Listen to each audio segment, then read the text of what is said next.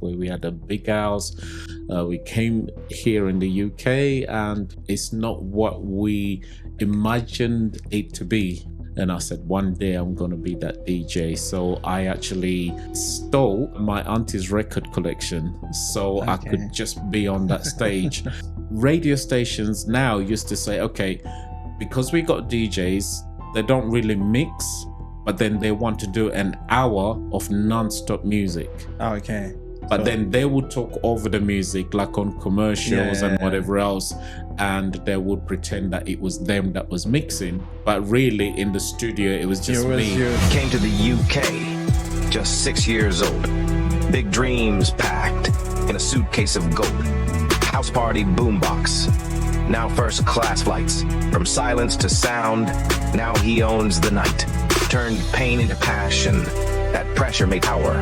No shortcuts here, just the climb every hour. This is hustle. This is healing. This is real connection. This is the climb.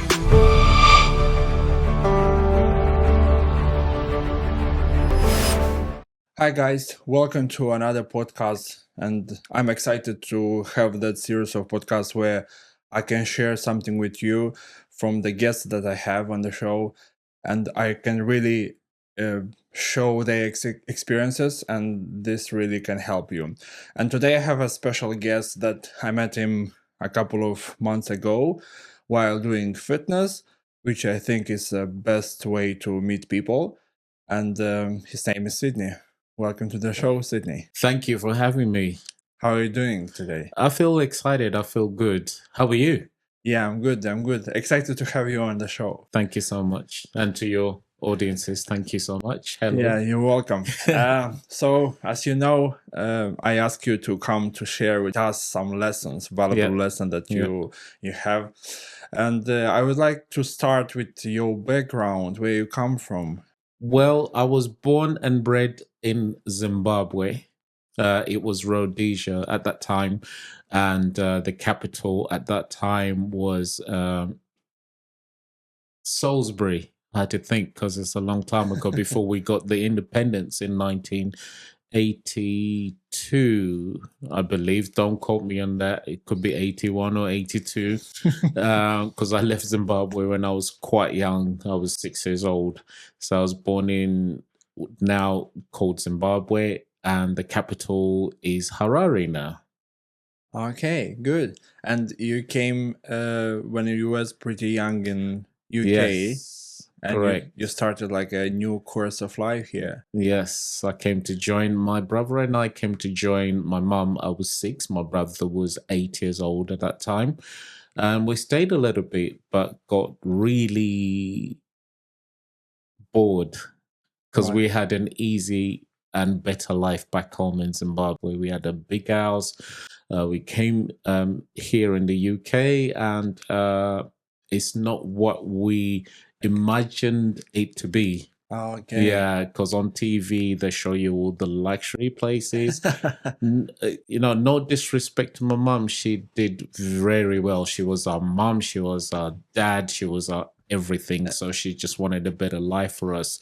But to be quite honest, we were comfortable back home.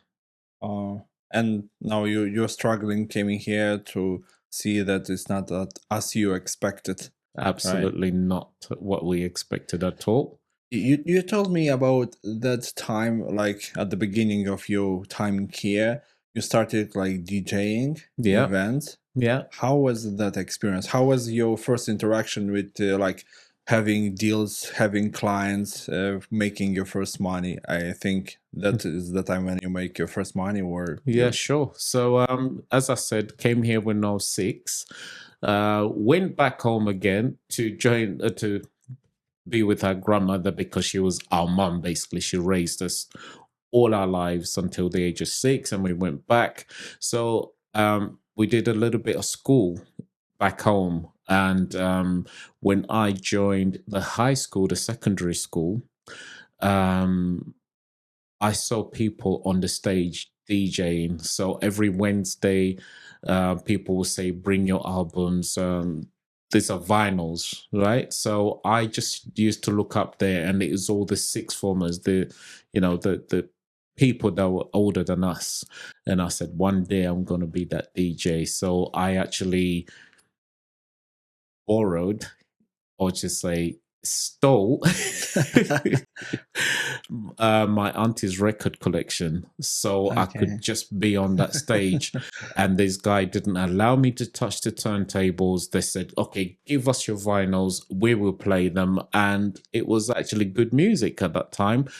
So I thought to myself, that wasn't fair, because they were my vinyls, they were my music that everybody else is enjoying. So I went home, and then at the age of 13, we came back in this country.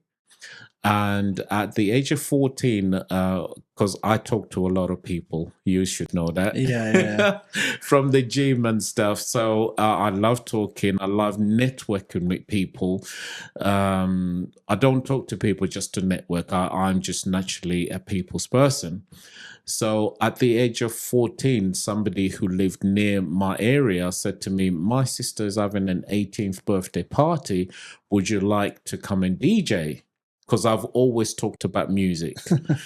Always talked about music. And I happened to have a connection that was in America that used to send me cassettes that time. Yeah, I remember TDK, Max. Oh, you remember? Are you that old? The cassettes? Yeah. Okay, that you rewind with the pen, right? Yeah. Exactly, those. Yeah, and I had my Walkman. So I was the first one to have a Walkman at school. It was Alba.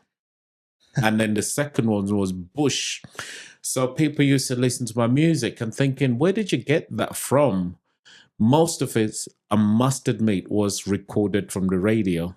All right. So the radio station will play something. As soon as the DJ starts talking, I'll press pause. So I used to record the music and then press pause, record and press pause. And my mom was a great record of vinyl collector. So she had so much music.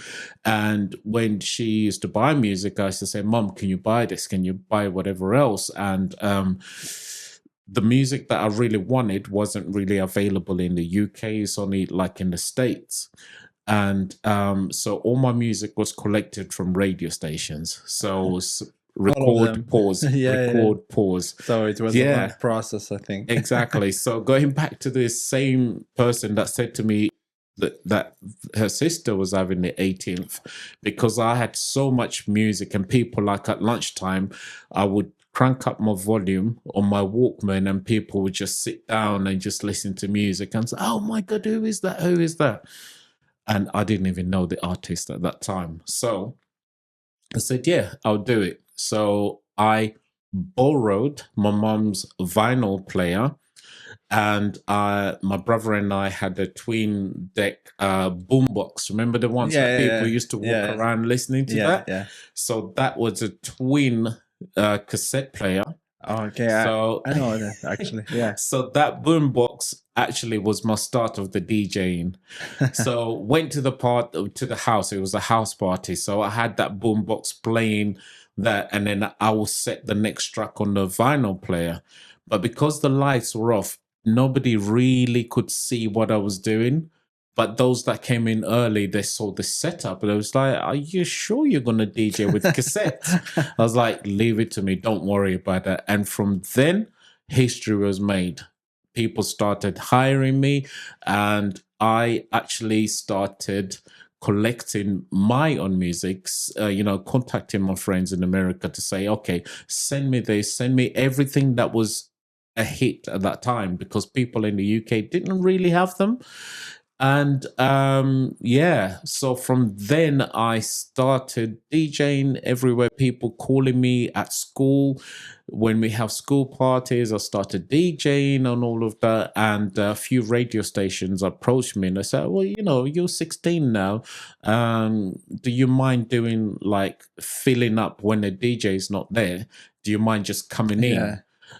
Even when the DJ, I won't mention any radio stations, but some DJs used to, because I began mixing songs now, because I had now collected enough money to buy my own turntables and my JBL speakers. Oh, That was fantastic. I was the only young person at the age of 16 that had that proper set. And radio stations now used to say, okay, because we got DJs, they don't really mix, but then they want to do an hour of non-stop music. okay. But then they would talk over the music, like on commercials and whatever else, and they would pretend that it was them that was mixing. But really, in the studio, it was just me. You. Yeah, so I was mixing and scratching, mixing and scratching, and all of that. And people got credit for my work. And there was a show that happened in one of the parks in Southeast London at that time. And this radio station actually had a function in there. They were invited to that function in the park. So the truth came out that it was the DJs that were talking, and then I was just there mixing and whatever else, the songs. So they wanted me to record the songs on a tape, and then they would play. And I said, well, I can't really do that, sorry. Let me go and mix, because I knew that was my time to shine.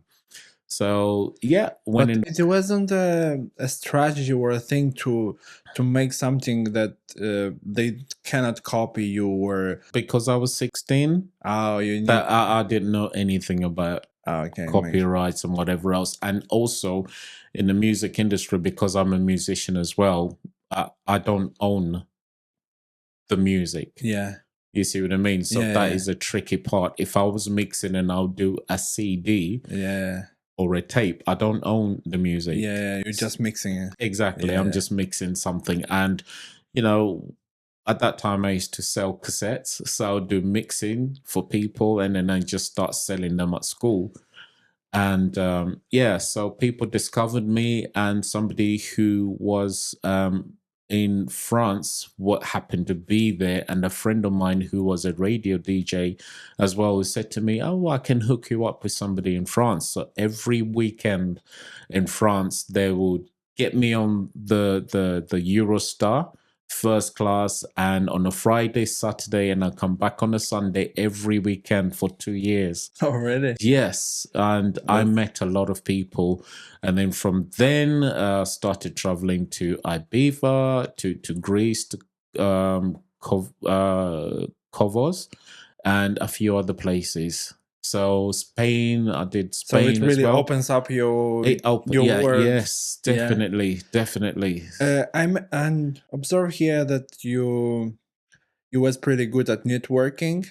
What was the play of networking in this kind of business? Like you were very passionate about music mixing and all of that, but what was the role of networking, and what would you say nowadays is the role of networking? Because I went to a few meetings, let's say business meetings, and I see a lot of people, they just trying to pitch you something. They approach you.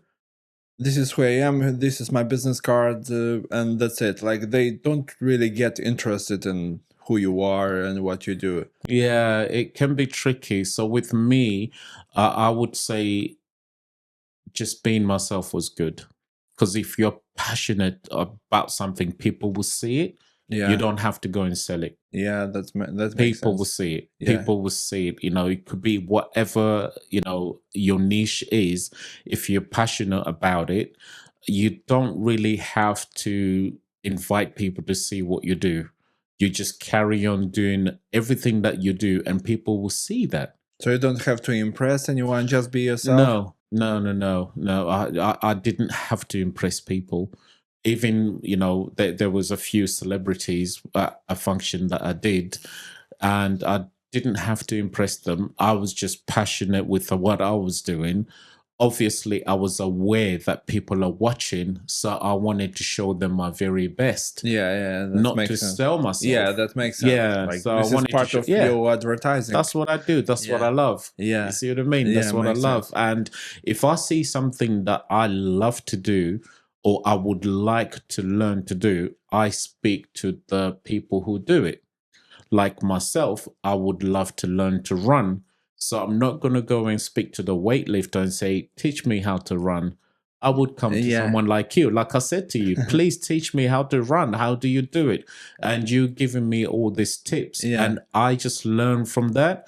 And eventually I will get better. Yeah, makes sense. Yeah, so a lot of people would see how I was before and how I am then, because speaking to people like you who have those different types of experiences or niches Yeah. that I would like to do. Like that's how I learned music. I wanted to be a musician. I learned to play the saxophone myself, the keyboard myself, the drums myself. Oh, that's impressive. But it's thank you. But it's just talking to the people. Like I said, with you. Do you think this is the best way to learn? Yes. Yeah. Yes, definitely. Because Definitely. people nowadays, I see a lot of people like they are good at reading books, but they don't put it into action. It's one thing to do push-ups, and it's another thing to talk about doing push-ups. That's so true. Yeah. That's so true. So I think the magic in there is teaching others, because you learn and develop better by teaching others, because that's the type of person I am. Like I said to you, you know, people will watch how I've progressed and they will come to you naturally and say, you're really good at that. How did you do that? You know, like I said to you, you're one of the best runners that we have. And I'll say, John, how do you do this? You know, and you taught me about breathing, and you said to me the most important thing is about stretching and all of that. Yeah. And guess what? A lot of people have told me exactly the same thing. People that I watch and I think, you know what, one day I want to be able to do that. Yeah. It's just developing yourself to be a better version of yourself. So people, it will just resonate with people. People will come to you. Yeah, makes sense. You see what I mean? Because I think everything that happens in life, in my life, is just there to help someone else. Yeah. That's actually a good one. Like, you're gonna help someone else, and eventually everything is going to come back to you. And I mean, you don't do it to get back something, but anyway, this will gonna come back to you. Yes. Yeah, like I love this idea. Like I felt it myself. Getting back to your DJ experience, what was your first experience with money? When you first earned your first money, how you spent them, how you felt at the time? As I said before, I started with the boombox, twin decks, and my mom's record player. Yeah. All right. And I would watch people in America, because I used to travel a lot, what they used and all of that. I couldn't afford the Technics turntables, you know, and I thought to myself, okay, the money that I'm not money driven at all. Because if you're money, but it depends on people. I think if you think too much of money, you will lose focus in things that you love doing. Makes sense. Yeah. So all the money that I made, and you know, at that time when I was young, 16, I just invested it in music. And your equipment and my equipment. But how was your experience, like first time earning money, doing some sort of events, like you did it on your own? How was that? Yeah, I would say the feeling was good of having a lot of money at such a young age. All right. However, it made me work even better. I'm not, don't get me wrong, it's not money driven. When I say even better, as in I am actually making a lot of money for doing something that I love doing. I'm thinking to myself, oh, people are willing to give you that much money. That means you are valuable. Yeah. So I thought to myself, oh, well, okay, what else can I do? You see what I mean? I started, you know, like I said, playing piano, playing instruments, different instruments, and singing as well. And people were just like, okay, we're going to give you money for that. Can you come and do whatever else? And these are the things that I enjoy doing. Having the money was good. I could have, if I know now what if I knew then what I know now, I would have invested in a lot more things. However, because I had a passion for music, started buying my own keyboards, my own drums, and my own instruments. You see what I mean? My own saxophone and all of that. And I'm thinking to myself, I enjoy doing this. I see a lot of people making money, doing what they enjoy doing. But yeah, so the focus was not to make money, but then just to experience different things. Yeah, makes sense. Like, I think the money was like an indicator for what you are doing, and you are doing it very well. Yes. That's why people paid you easily money. Yeah, definitely. Because, that passion, like I said, it's about passion and Do you think believe in yourself. Do you think that passion is a key ingredient? Yes. Like succeeding in a specific niche, you have to be passionate. Because I've come across a lot of people that want to sell me holiday homes and whatever else, and they're not passionate about it. If somebody is passionate, you can that it in itself can draw you to do those things, and you think, wow, they're really into it. There's some people that have come up and said to me, "Oh, because you travel so much, I got holiday homes that you can go and see, and I can get you discounts on traveling and all of that." And I look in themselves and I'm thinking, the last time you traveled was like 2-3 years ago. Where have you gone? Have you got that holiday home yourself? You see what I mean? If somebody comes up to me and say, "I got 3 holiday homes, and I travel 3 times a month, and I see the evidence of whatever they're saying," I will say, "You know what? Yeah, that actually works because I actually see that you have that." Somebody could say, "I love cars. I've had this car, have that car, and whatever else. And if you buy this car, it's just like a dream come true." But then I look at them, I'm thinking to myself, okay, you drive the certain type of car, but what the cars that you're trying to put in my mind are not exactly what you drive. You see what I mean? Yeah. So yeah. I know these kind of people, like, nowadays is trending with like selling courses, how to become rich and all of that. So they never made any proper money. Like, they teach you how to make 100K. There you go. But they make money on just selling courses, so they don't have a proper business. Exactly. Yeah. Exactly. That's actual the thing right now. Yeah. Coming back to cars, you said about cars. I saw you a couple of times in different cars, and I saw that you are like, they are well maintained. So I think you like cars. Is that true? Yeah. And someone said that to me in the gym, that you like cars. I love cars. I love cars. I love cars. I love cars. So everybody who knows me, they would know I love cars. I do not buy a car to show off. It's just like, you have a dream. Everybody should have a dream, right? And I would say, you know what? When I have enough money and I have it saved up, I would like to drive a certain car. Yeah. Because I grew up with people that had different type of cars, and I said to myself, one day I'm going to own a car like this. Yeah. You see what I mean? And I keep saying that to myself. Yes, I will own a car like this, instead of me admiring what. There's nothing wrong with that. Yeah. What people are driving, I will say to myself, you know what? I'm going to get that car.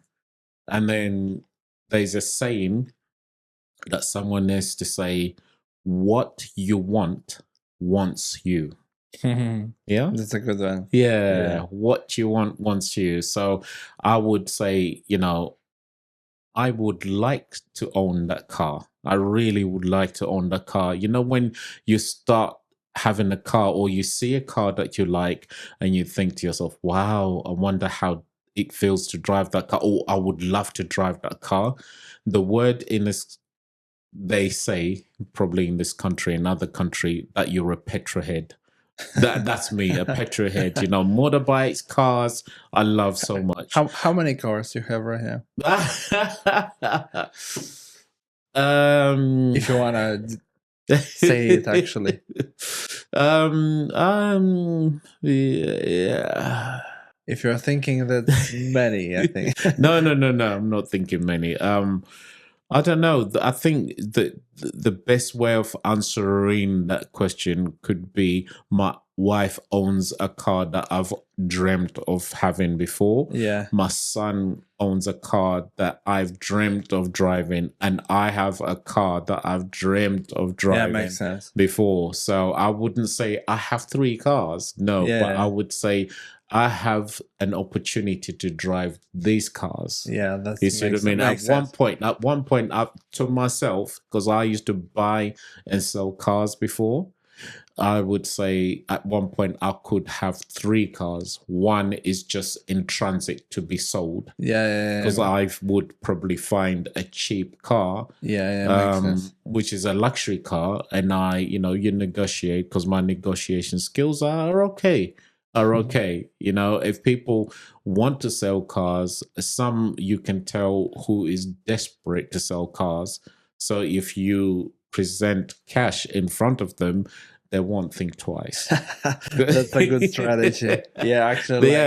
Then you get that car at the price that you want to get it. And then you know that when you resell that car, because you're not going to be rushing to resell that car, you will get money on top of it. Makes sense. So I asked you about how many cars you have, because the following question was, do you think buying cars is a good investment, for yourself? No. It depends. For myself, yes, because I would pick up a car cheaper than what it's worth.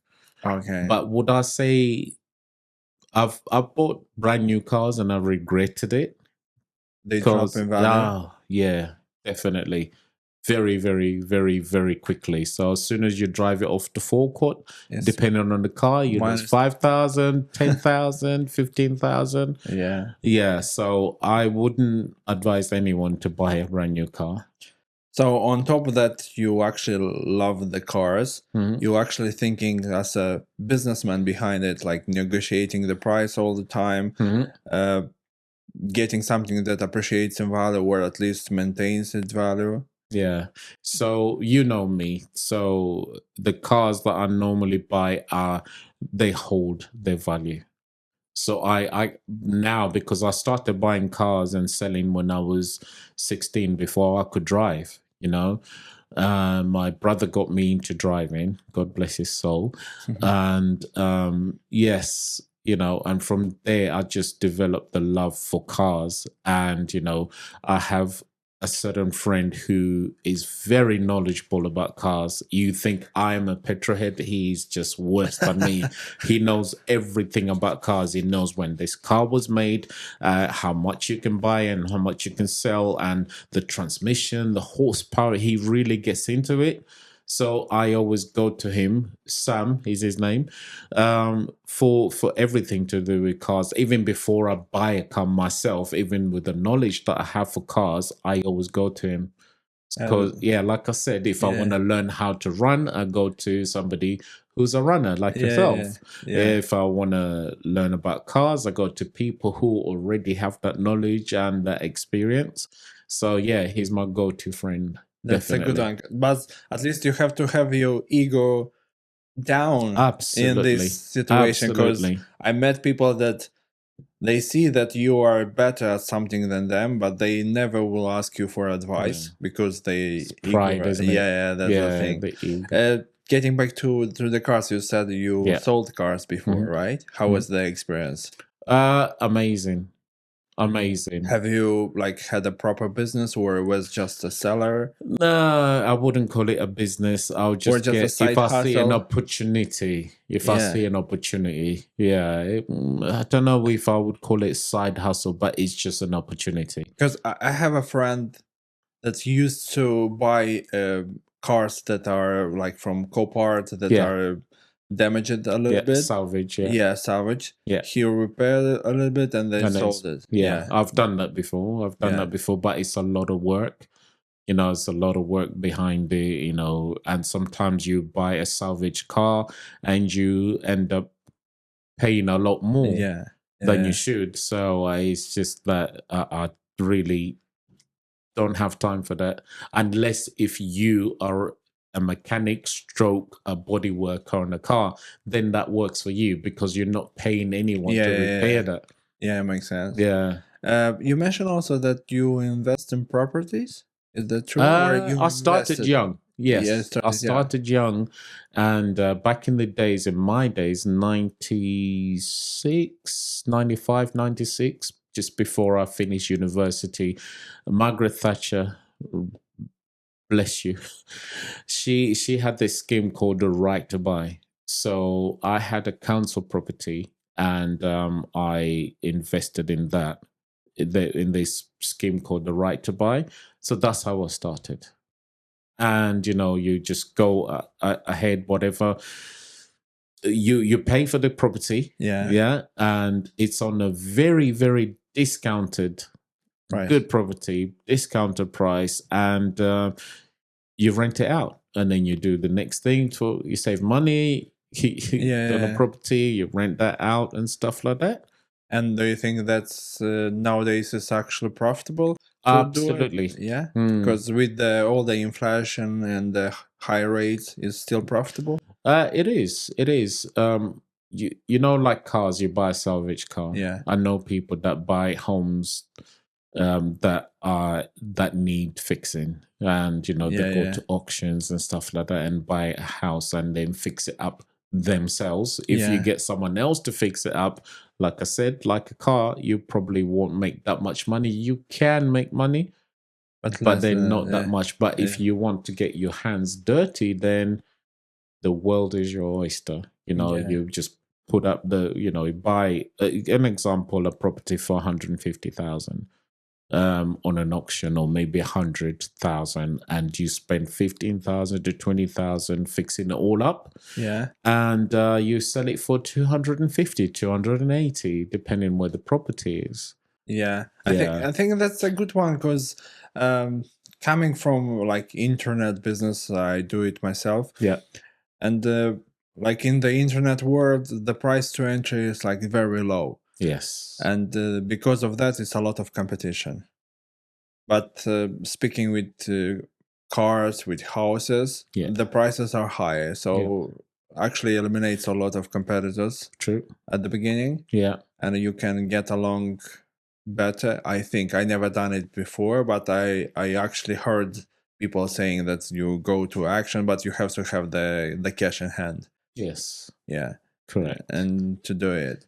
Yeah. So it's good. I mean, people can, if you have good credit, you can get a loan. Yeah. And go to an auction, buy property. Like I said, it's better if you get your hands dirty.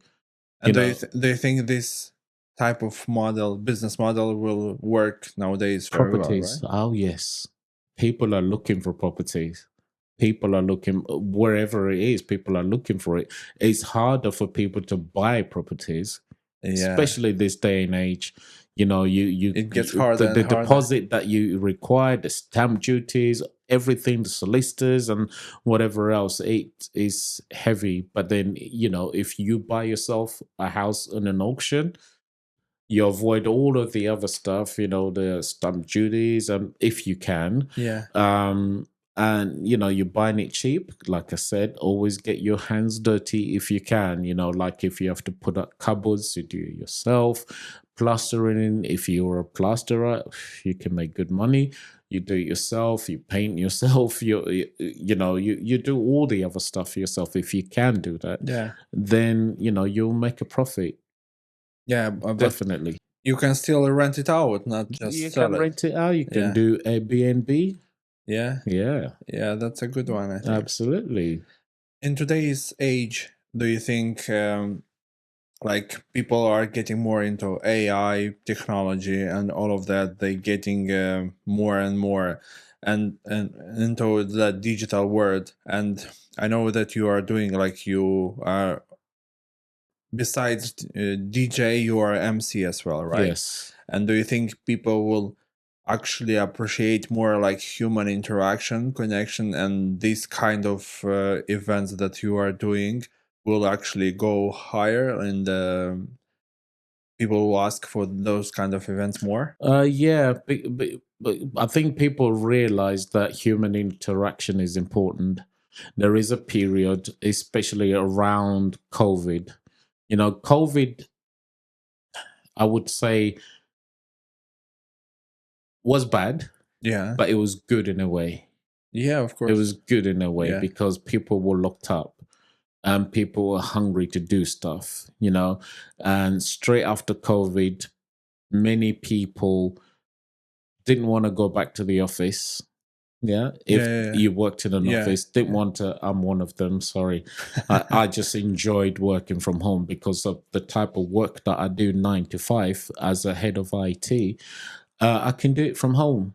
The staff that I have to look after, they can also work from home, but then you need certain people in places.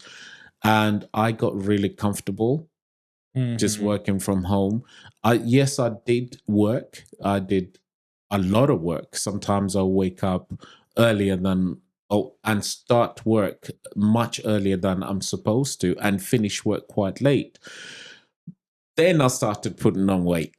That's the bad side. Yes, that's the bad side because you got your chair, you can wheel it to the fridge, and then from the fridge you wheel it to the microwave, and then you wait for the microwave and you wheel back to your little office and you start eating your food and you say, you know what, it starts tomorrow. Gym's gonna start tomorrow. Yeah. Oh no, before that I got to start at least running. Oh no, before running I can start walking and whatever else, and you just lose quite a lot. And the time, I must say, when I went to the office, I was like, wow, hi guys, and it's just like, oh, somebody is like, hold on one second, you were 20 stone before COVID and now you look slim. What happened? It was like, oh yeah, I started taking a train, started walking longer, taking a bus, and I'll get off 10 stops before their stop near work and start walking. And they said, what happened to you? Seriously, my clothes wouldn't fit. The same clothes that I wore before the COVID, it was the same clothes that wouldn't fit. My button will be out here sometimes, and I'm thinking to myself, you know what? That human interaction is good. I'm glad I came to the office and I wanted to learn how everybody else did, right? Yeah. And they will say they get off 10 stops before, and I'm thinking to myself, yeah, I'm going to do that. I'm going to get to the office more because if I'm at home, I find myself starting work at 7 o'clock instead of 9 o'clock, and I finish late instead of 5:30. I'm finishing 9, 10, I'm just there, and I'm putting on weight. And I'm not talking to people. Yes, I'll be talking over the phone. So yes, going back to your question, human interaction is important. What do you plan to keep up with all this technology? How you actually think of keeping human interaction and still adapting to all this technology? You got a Apple Watch, this is highly adaptable technology, I would say. Yeah. And you also said that you like technology. How you keep adapting to all the technology and still having a social lifestyle, a social life, having interaction, activity, and all of that? Because if I go back to my country, I remember at a time where everyone was laughing about internet, and because you have to sell things online and all of that, because I was looking in countries like UK, US, and learning from them how to make business online, but in my country was it's a stupid idea.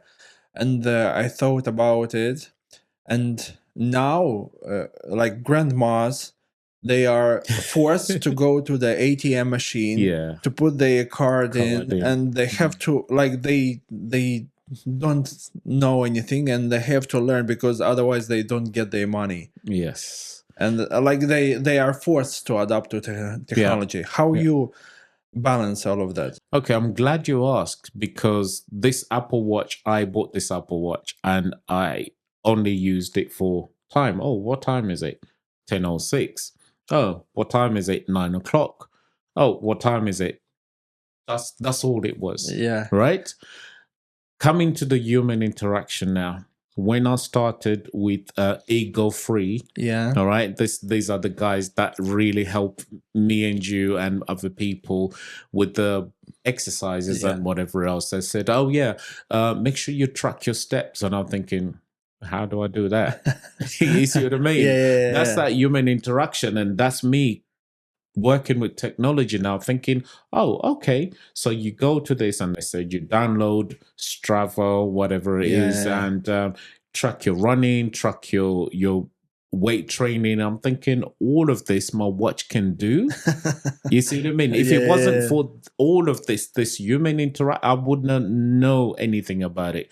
All I would know is like I look at, oh, it's 10:08. Oh, and oh, I feel good. I've got an Apple Watch. Oh yeah, I've got Apple Watch, but I wasn't using it.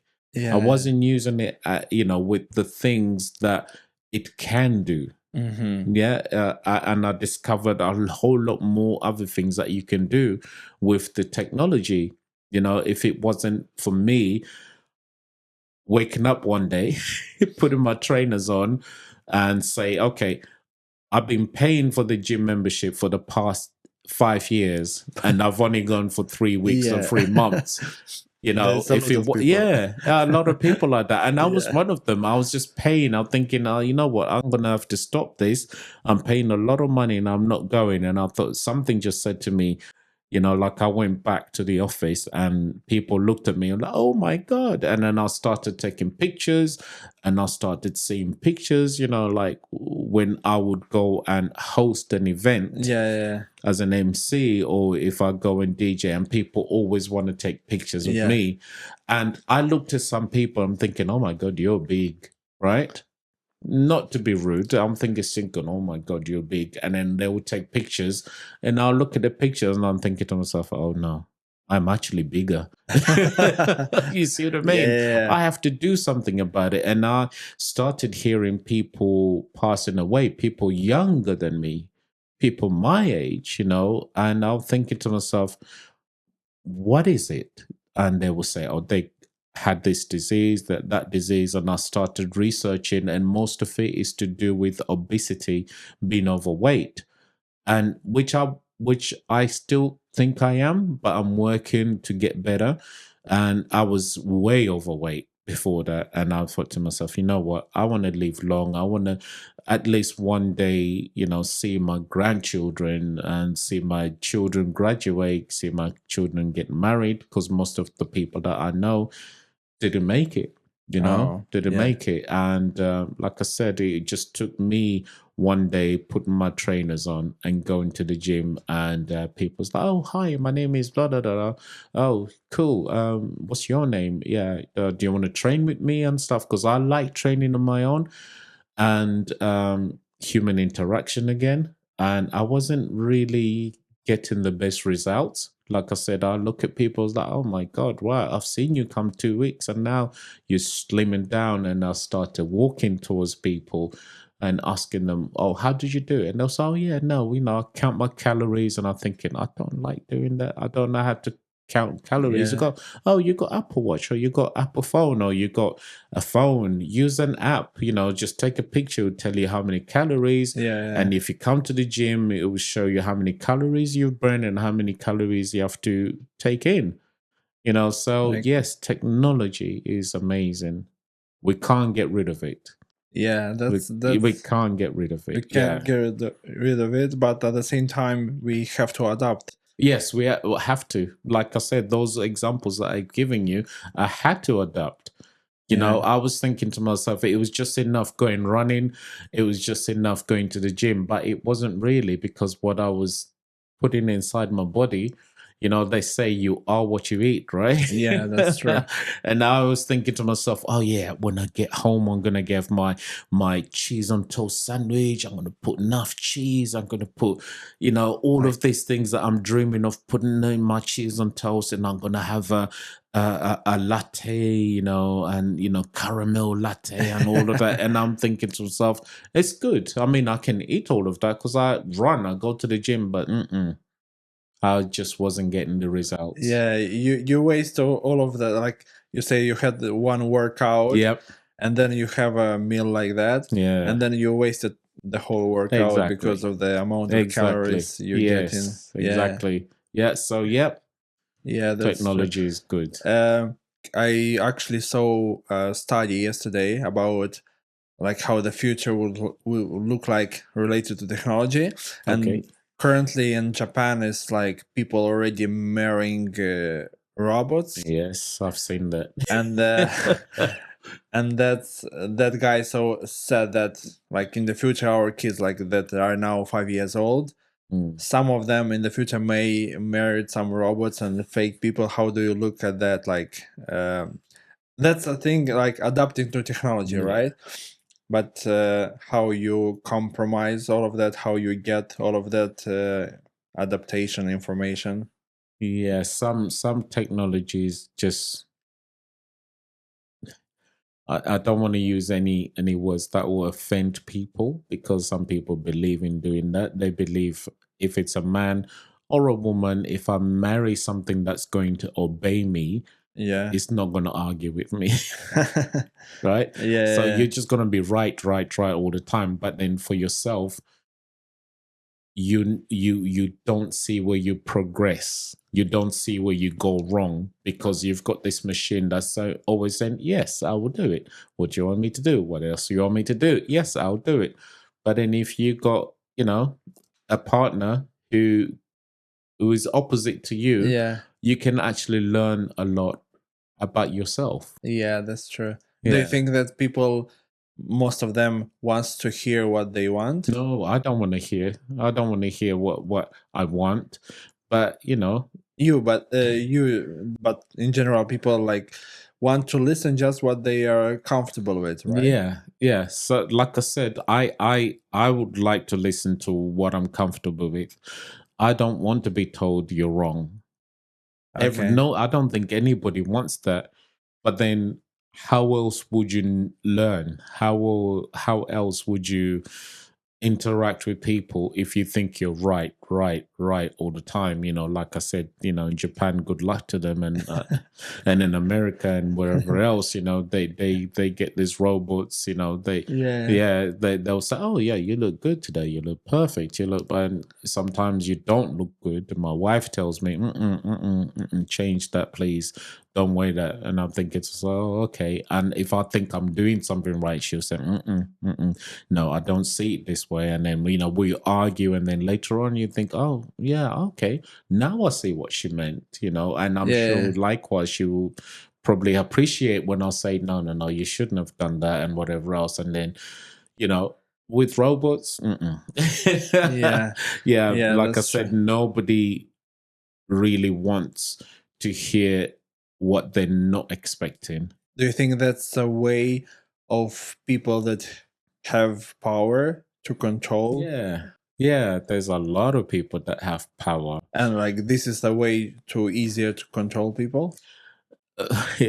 So they think.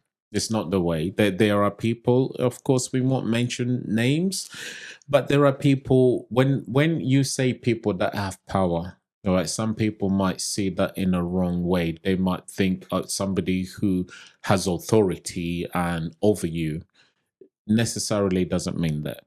It means people that have money, because that money can give you power, because there are a lot of people, when you got money, I've learned the hard way, a lot of people just want you for that. A lot of people only respect you for that because you have money. Yeah. A lot of people respect these people that now have power over them because of money. Yeah, that's true, actually. Yeah, you see what I mean? So it doesn't mean they're always right. They're just focused. They're money driven. They just want to make money. I've worked in places where people have lost relatives, and they will say, "Oh, my condolences to you. When are you back for work?"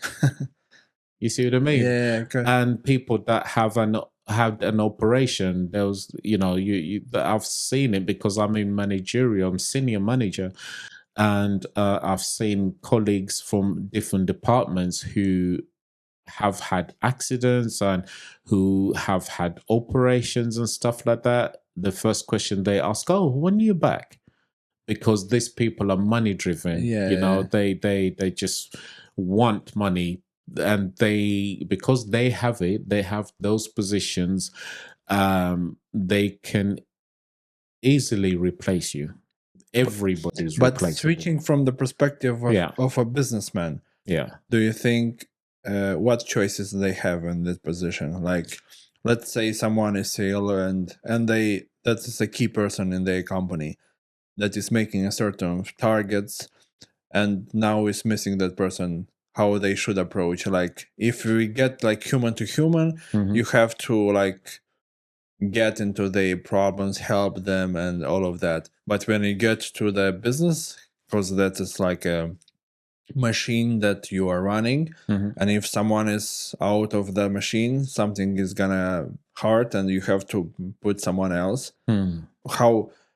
What do you think people from the business perspective should look like in this kind of situation? So, me being in business as well, I have had to learn the hard way. Remember earlier on when I say what you want wants you, and what you give is what you always get? Yeah. I would say a good businessman or a good manager or good team leader is one that actually teaches others their job, right? What I mean by that is when you keep knowledge to yourself, sometimes it can be wrong because, when you teach people, which I've learned the hard way, because you're getting paid this money and you've taught someone else, then you're now vulnerable. They can easily say to you, oh, you know what? Yeah, we don't need you anymore. Yeah. All right. So going back to your question now, as a businessman, is, a lady who gets pregnant and she's off for a year and a half, that 9 months to get, give birth, and, another year to raise the child. What do? Like I was saying, when you teach others knowledge, the person who has that job, I always encourage my staff to say, teach that person that job. Learn their job as well. You see what I mean? So it's all about sharing the knowledge. Because when you keep it to yourself, what's the benefit? When you are gone, everything is gone. Exactly. Yeah. You see what I mean? Yeah. So when you are just focused on like, oh no, I'm the operator of this machine, all I have to do is to crank it every single day, leave it for 5 minutes and come back to it, and crank it for 5 minutes and leave it again, you're not allowing yourself to learn everything else. Because of technology, what we're saying, can now be replaced with newer technology. Yeah. Maybe they get a machine that does all of that. Yeah. But what else have you learned? Because all the other companies now have replaced that machine that you have to go and crank with an electric one. But have you learned someone else's job? Have you taught someone else, You just leaving yourself vulnerable. So I try and encourage, and a good businessman should always say to their team, oh yeah, learn what that person does. Oh, watch what that person, and teach that person, because you never know. Yeah. And I like taking on young people who don't want to go to university, which is not a bad thing. They just want to learn, apprentices. Yeah. So I put them on an apprentice program where I take them and I say, okay, what do you want to do in life? Oh, I don't know. Most of them don't really know what they do. Yeah. What do you enjoy doing? I don't know. I will say, okay, go to that department, learn what they do. See if you like it. If you don't like it, and then 3 months down the line, come to my department or go to the other department, learn what they do, until you find something that you can find easy to do. Yeah, because a lot of mistakes that people make, they want to focus on their weaknesses rather than the strengths. Yeah. You see what I mean? Yeah. And then when you focus on your weaknesses, you're just not meant to do all of that. You're not meant to. If you can do something else very easily, like I find myself, I can talk very easily. I can MC very easily because of talking. I can DJ very easily because I love music and I've done it since I was 14.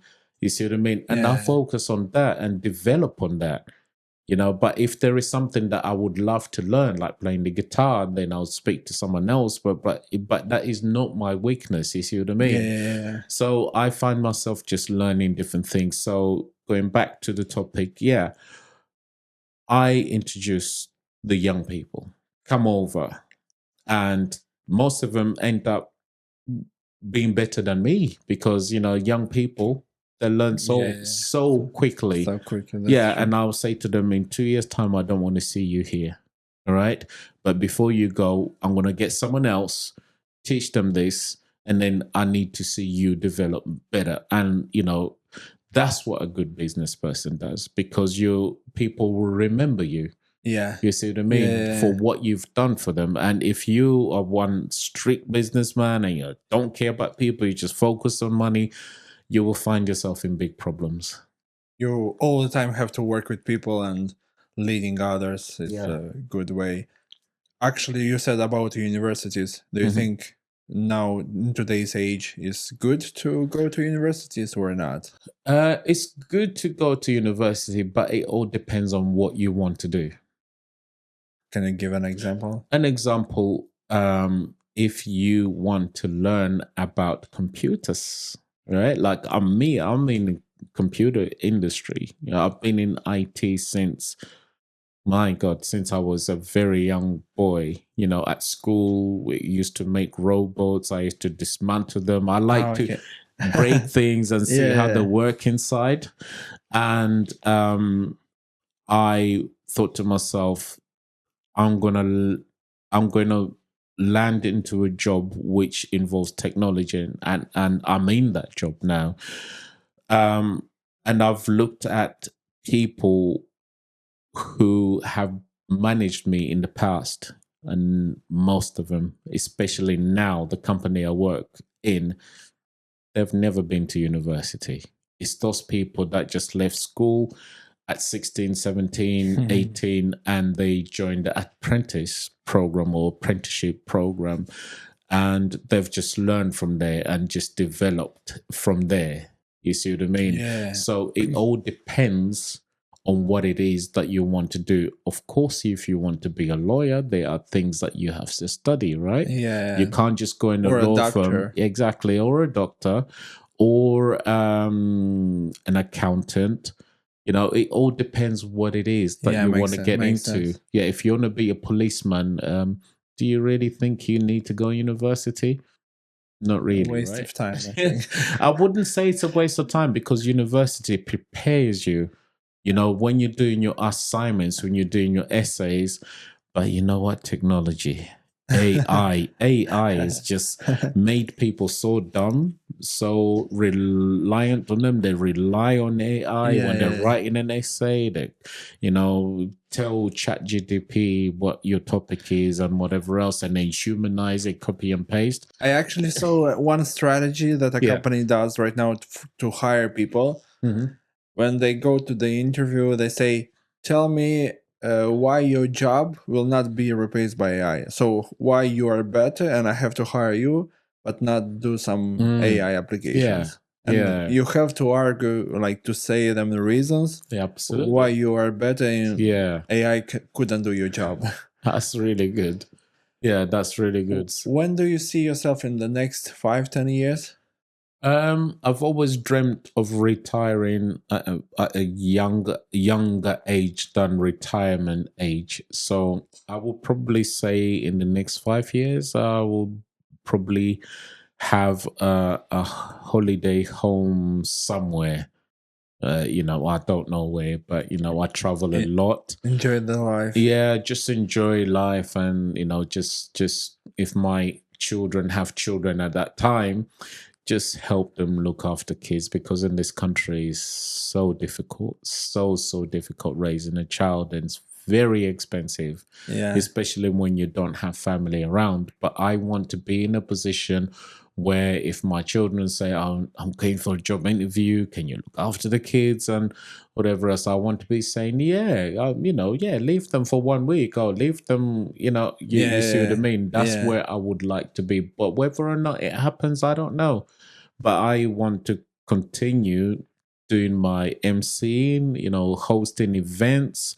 I'm investing in a place where you've been already, Yeah. where I'm hoping to host events every week, because I love music. I just love live events. Yeah, You see what I mean? like It's human interaction. human interaction, just seeing people having a good time. Because you know what, work hard, play hard. There's a lot of people that are just looking for something new. Yeah, You see what I mean? They work 9 to 5 every day. They struggle to get on the trains, on the subway or underground or whatever every morning, and they just want time to chill and just forget all about work. So I would like to be able to host events that will help people that just want to have fun as well. Yeah, that's good. Yeah. That's good. Everything that you've done in your life, do you regret anything, or do you think that you've done some mistakes that you now would be done differently? Yeah, at the beginning, I said, I wish I had invested some money. I wish, because I was just buying equipment. At one point where I was making a lot of money, I bought too much equipment. Okay. And I think I'm still in that as well, because I love drones. I love, gadgets. Like I said to you before, I've found myself, I buy this drone and then another drone comes out and I go and buy it again. And I'm thinking to myself, oh, this one's got sensors and this one can follow you. The old one that I don't have. And I'm just thinking to myself, at the end of the day, probably sometimes I have 3-4 drones, and I love cameras as well. I love photography. I like filming because I do filming as well. And I'll think to myself, oh, what, they got a mirrorless camera? Oh my God, DSLR at 35 millimeters. Oh, I'm going to get that. And I need the lens and I need another lens. And I'm thinking to myself, sometimes I just have stacks of those things in the house and just, collecting dust. Sometimes I do sell the stuff, but I don't like letting my things go at all. But yes, I've had regrets, like the money that I was earning at that time. I think I could have invested in more properties. I think I could have invested in a lot of other things, stuff that I normally buy. Like the equipment I buy it to make money. Not to make money, sorry. I enjoy the stuff. I'm just going to rephrase that, right? But usually the stuff that I buy makes money. Yeah. Makes money. Yeah. I would never buy, an i7 laptop with 32 gig memory in there just to show off, to say I've got that. I use that for my music. I use that for my DJing. Everything loads quicker, at a snap of finger, somebody can say, oh, can you play that song by so and so? And sometimes you search and then it takes long to load and whatever else, because most of the times now you've got things like Spotify, Tidal, YouTube Music, where you have to rely on the internet. If you don't have that in your collection, you have to search, right? And then sometimes it takes long to load in your, whatever app that you use. But that's what I use that stuff for, because I'm able to respond quicker. And I know in a couple of years' time, something new is going to come and I'll sell that old stuff. Probably make more money than I bought it, than it's worth. But hey, that's life. So I do have regrets. Yes, buying more than I need, not investing very well. I have invested, but I think I could have done better. Yeah. So mainly it's financial regrets. Financial. I wouldn't say regret, not having the knowledge. I think. Yeah, not having the knowledge, because knowledge is king, man. When you have a knowledge of certain things, you can live a comfortable life. Yeah, you don't have to have money. Money is essential, definitely, because we need it to live. But then, do you live for money? Or makes sense. You see what I mean? Yeah. So I could have made better decisions. I could have made better decisions not to fly first class. You're going to the same destination. You know, first class, you know, we've done first class. And did I enjoy it? I don't know. Why? When I'm saying I don't know, is because first class is very comfortable. You know, you get served everything else. Yeah. But first class makes you sleep, and you sleep well. Imagine sitting in first class and you sleep all 8 hours. Yeah. What have you enjoyed in that first class? Do you see what I mean? Yeah, you just sleep. Yeah, you just sleep the through. whole- Yeah, yeah. you see what I mean? Those are the things that I think I'll regret doing, but it was a good experience. I would say to everybody, yeah, if you can do it, you know, then do it. First class, yeah, but really, you will sleep all the way, guaranteed. A lot of people that have spoken that have phone, you know, it's easy to get first class, you know, like you queue up and you say, oh, how much is an upgrade? Can you give me a discount? That's what I've done. Not because I've got the money to do it, but sometimes they'll say, okay, on top of the ticket you paid is going to be 150. And you think, huh? Yeah, I'm going to do it. And then it's going to be 200 or sometimes 300, 500 different airlines. And depends where you fly to. It's good to have that experience, but I wouldn't do it again because we are landing in the same destination, you know, and we're coming out the plane. Yes, you might come out the plane first, but then the ones behind you are going to catch up with you anyway, and then you're going to be queuing up for immigration. So those are the type of things that I kind of like won't do again.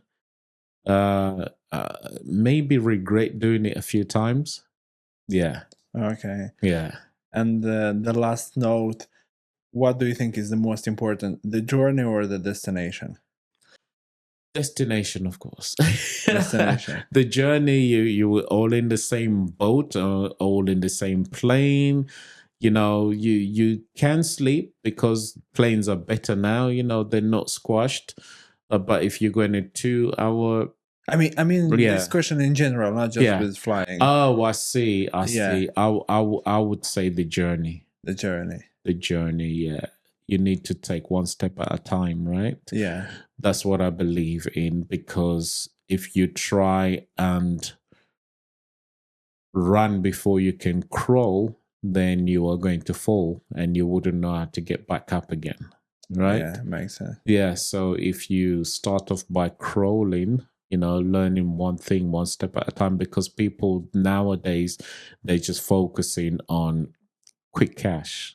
Yeah. You know, it's been advertised to people too much. People's like, oh, I've got content. I'm going to make money and I'm going to do TikTok and whatever else. And, you know, they just do everything. They're just all over the place. They start uploading videos that are useless and whatever. Yeah.